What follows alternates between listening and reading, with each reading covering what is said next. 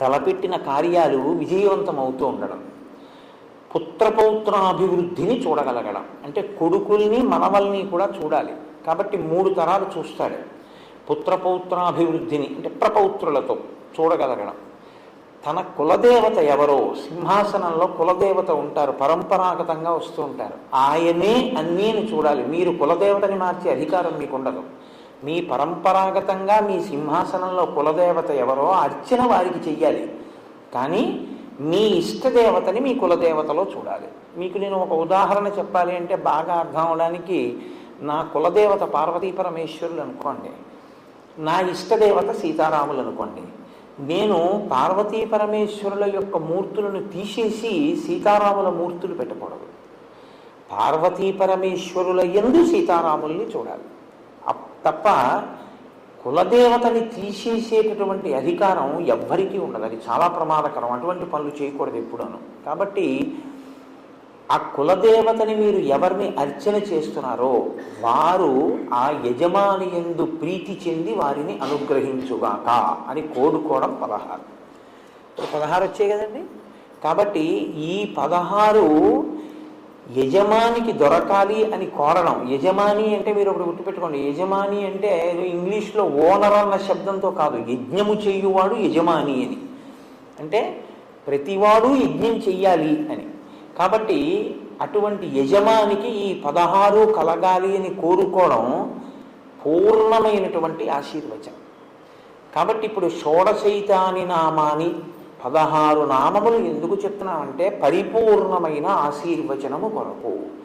ఈ 16 సిద్ధించడానికి ఏవి విఘ్నాల రూపంలో అడ్డొస్తున్నాయో, ఏవి ప్రతిబంధక రూపంలో వస్తున్నాయో వాటిని తొలగించి ఈ 16ంటిని సిద్ధింపజేయగలిగినటువంటి వాడు గణపతి. కాబట్టి ఇటువంటి మహానుభావుణ్ణి మేము ఇవాళ ప్రార్థన చేస్తున్నాం. ఇవాళ అంటే ప్రతిరోజు అని దాని అర్థం. అది మేము 16 నామములు చెప్పినప్పుడు మొట్టమొదటి నామంతో ఆయన ఏమని పిలుస్తున్నాం? సుముఖ. సుముఖ అంటే మంచి ముఖమున్నవాడు. సంస్కృతంలో ముఖము అన్న మాటకి నోరు అని కూడా అర్థం. సుముఖ అంటే మంచి ముఖం. ముఖము ఎప్పుడు వస్తుంది? పుట్టుకతో వస్తుంది. విఘ్నేశ్వరుడు యొక్క పుట్టుక ఎలాగా? ఆయన పుట్టుక ఒక స్త్రీ గర్భవాసం చేసి జన్మించిన వాడు కాదు. అమ్మవారు ఆవిడ సుమంగళి, అందున నిత్య సుమంగళి, నిత్య యవ్వనంలో ఉండేటటువంటి తల్లి. అటువంటి తల్లి కనుక ఎప్పుడూ పసుపు రాసుకుని ఉంటుంది ఆవిడ. ఎప్పుడూ పసుపు రాసుకుని ఉండేటటువంటి అమ్మవారు ఒకానొక రోజున తన ఒంటి మీద ఉన్న పసుపు నెలిచి ముద్ద చేసి ప్రాణప్రతిష్ఠ చేసింది.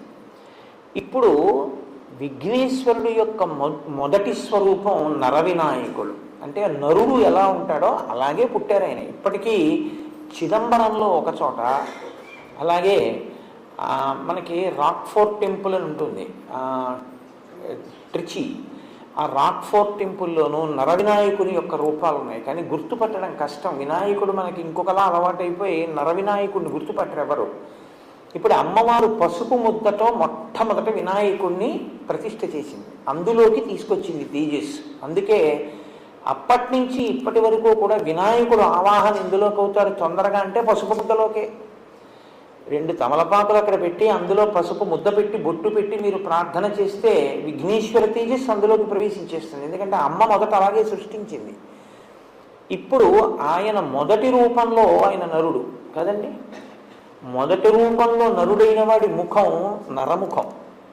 మరి గజముఖం ఎక్కడి నుంచి వచ్చింది? పరమశివుడు నరముఖాన్ని తొలగించాడు, గజముఖాన్ని పెట్టాడు. మనకి వినాయక వ్రత కల్పం కథలో ఏం చెప్తారంటే, ఏదో పరమేశ్వరుడు ఎక్కడికో వెళ్ళాడు, ఇంటికి వచ్చాడు, పార్వతీదేవి లోపల బయట కాపుగా పెట్టింది, నువ్వెవరివన్నాడు, నేను కాపలా ఉన్నాను లోపలికి వెళ్ళొద్దని ఆయన అన్నాడు, వీళ్ళిద్దరికీ దెబ్బలాట వచ్చింది, యుద్ధం జరిగి త్రిశూలంతో తలకై తీసేశాడు అంటారు. పార్వతీదేవి ఏడిచింది, అందుకుని తీసుకొచ్చి గజముఖాన్ని పెట్టాడు. అలాగ కథల్ని మీరు అలాగే చెప్పేస్తే పిల్లలకి వాళ్ళకి ఏమవుతుందంటే ఏదో భక్తికి నమస్కారం చేస్తారు కానీ వాళ్ళకి అనుమానం ఉండిపోతుంది. మీరేమో మంత్రపుష్పంలో ఈశాన సర్వ విద్యానాం ఈశ్వర సర్వభూతానాం బ్రహ్మాధిపతి బ్రహ్మణోధిపతి బ్రహ్మ శివో మే అస్తు సదాశివోం అని సమస్త విద్యలకు ఆలవాలం పరమశివుడని చెప్పి తన ఇంటి ముందు తన భార్య ఒంటి మీదున్న పసుపు తీసి ముద్ద చేసి ప్రాణప్రతిష్ఠ చేసి సృజించిన స్వరూపం తన కుమారుడే ఎదురుగుండా ఉన్నవాడని తెలుసుకోలేనటువంటి వాడు పరమశివుడే. దెబ్బలాట పెట్టుకుని పిల్లాడి తలకాయ తీసేస్తాడా ఏమిటన్నా కథ? అది కాదు దాని అర్థం. కొంచెం జాగ్రత్తగా మీరు అర్థం చేసుకోవాలి. గజాసురుడు అని ఒక రాక్షసుడు ఉండేవాడు. గజాసురుడు అన్న రాక్షసుడు లోకాలన్నిటినీ బాధ పెడుతున్నాడు. నువ్వు ఎలా చనిపోతావురా అంటే, నా ముఖం ఉన్నవాడు చంపితే నేను చచ్చిపోతానన్నాడు. కాబట్టి ఇప్పుడు ఏనుగు ముఖంతో పిల్లవాడు రావాలి. నిన్న నరసింహస్వరూపంతో పైన సింహం కింద మనుష్య శరీరం ఉండి నరసింహస్వామి ఎలా వచ్చారో అలా ఏనుగు ముఖం కింద నరుడి యొక్క శరీరంతో ఒక స్వరూపం రావాలి. కాబట్టి పరమశివుడు ఏమనుకున్నాడంటే, అమ్మవారి ఒంటి మీద ఉన్న పసుపుతో తయారు చేయబడిన వాడు కాబట్టి సాక్షాత్ శక్తి సంపన్నుడు. ఇటువంటి పిల్లవాడికి ఏనుగు ముఖం ఉంచితే గజాసుర సంహారం జరుగుతుంది. అందుకని ఆయన ఆ తలకాయని తొలగించి ఉత్తరాభిముఖంగా అమంగళకరంగా తల పెట్టుకుని నిద్రపోతున్న ఏనుగు ఎక్కడైనా ఉంటే దాని తల తెంచి తీసుకురామన్నాడు. అది కైలాస పర్వత సానువుల్లో పడుకునుంది ఒక ఏనుగలాగా. దాని తల కోసి తీసుకొచ్చారు. అప్పుడు ఆ తల ఈ పిల్లవాడికి పెట్టి ప్రాణప్రతిష్ఠ చేశారు. చేస్తే ప్రాణప్రతిష్ఠ అంటే జీవం పోశారు. ఇప్పుడు ఆ పిల్లవాడికి ఏనుగు ముఖం వచ్చింది. ఇప్పుడు ఏనుగు ముఖంతో ఉన్న పిల్లవాడు గజాసుర సంహారం చేశాడు. గజాసుర సంహారం చేశాడు కాబట్టి మీరు నేను సంతోషంగా ఉండగలుగుతున్నాం. ఇప్పుడు అంత ప్రమాదకరమైన వ్యక్తి ఆ గజాసురుడు. కాబట్టి సుముఖ, మంచి ముఖం ఉన్నవాడు అంటే ఏమిటి దాని అర్థం? ఆయన ఆ ముఖాన్ని లోకం కోసం ఉంచుకుని గజాసుర సంహారం చేసి మిమ్మల్ని నన్ను రక్షించినటువంటి వాడు. కాబట్టి అసలు ఆ ముఖం ఉంచుకోవడమే మన కొరకు తప్ప, లేకపోతే అసలు ఆయన ముఖం అది కానీ కాదు. మనందరిలాగే ఆయన నరముఖంతో చాలా అందంగా కూర్చుని ఉండేవాడు. ఆయన ఏనుగు ముఖం పెట్టుకున్నాడు అంటే మన కోసం తన తల తీయించుకుని ఏనుగు తలకాయని పెట్టుకున్నవాడు. లోకం కోసం ఇంత గొప్ప పరిశ్రమ చేసిన వాడి ముఖం కన్నా సుముఖం ఇంకేముంటుంది? కాబట్టి సుముఖ కాదు. సుముఖ అన్న మాటకు అర్థం ఏమిటంటే, అందంగా ఉన్న ముఖం సుముఖం కాదు. ఏ ముఖము ప్రేమని కలిగి ఉంటుందో, ఏ ముఖము ప్రసన్నమై ఉంటుందో, ఏ ముఖము సంతోషముతో ఉంటుందో దానికి సుముఖం అని పేరు. కొంచెం జాగ్రత్తగా పట్టుకున్నారో లేదో. ప్రేమని కలిగి ఉండాలి, సంతోషంతో ఉండాలి, ప్రసన్నంగా ఉండాలి. శుక్లాంబరధరం విష్ణుం శశివర్ణం చతుర్భుజం ప్రసన్నవదనం ధ్యాయేత్. ఆయన ప్రేమ కలిగి ఉంటాడు. ఎందుకని? అమ్మ అందం మనం ఎప్పుడైనా చూస్తామా? మా అమ్మగారు అంత అందంగా ఉండరండి అని లోకంలో ఏ నీచుడైనా అంటాడా? అమ్మ అందం అంటే ఏమిటి? అమ్మతనమే అందం. మా అమ్మ సౌందర్యం కన్నా లోకంలో ఎక్కడా ఉండదు. సౌందర్యము అన్న మాటకు అర్థం కాలగతిలో నశించిపోయేటటువంటి బాహ్యమైనటువంటి అందం కాదు. ఆవిడ పెద్దదవుతూ నేను పెద్దవాడిని అవుతుంటే ఆవిడ ప్రేమంతా నా మీదే పెట్టుకుని ఆవిడ చచ్చిపోయేటప్పుడు కూడా, ఒరే నీ ఒళ్ళో తల పెట్టుకు చచ్చిపోతాను రా అని అడిగింది. అటువంటి తల్లి ఉందే, అది సౌందర్యం. మనని ప్రేమించగలిగినటువంటి రూపం, మన కోసం ఏదైనా చెయ్యగలిగినటువంటి స్థితి ప్రేమ. అది ముఖమునందు అభివ్యక్తమవుతుంది. ఇప్పుడు నవరసాలు కళ్ళే చెప్తాయి. మిగిలిన అన్ని రసాలని శరీరంలో ఏ అవయవం చెప్పలేదు. వీరరసం ఉందనుకోండి కళ్ళు చెప్తాయి, ముక్కు చెప్పలేదు.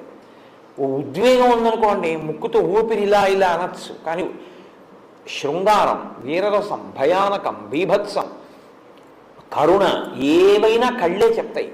కాబట్టి సుముఖ, ప్రేమ కలిగినటువంటి ముఖం ఉన్నవాడు మనందరి పట్ల ప్రేమతో ఉంటాడు, సంతోషంతో ఉంటాడు. సంతోషం ఎందుకు ఉంటుంది? ఆయన పూర్ణుడు కనుక ఆయన పొందవలసింది ఏం లేదు, ఆయన అన్నీ పొంది ఉన్నవాడు. అందుకని ఆయన నిత్య సంతోషి, ఎప్పుడూ సంతోషంగా ఉంటాడు.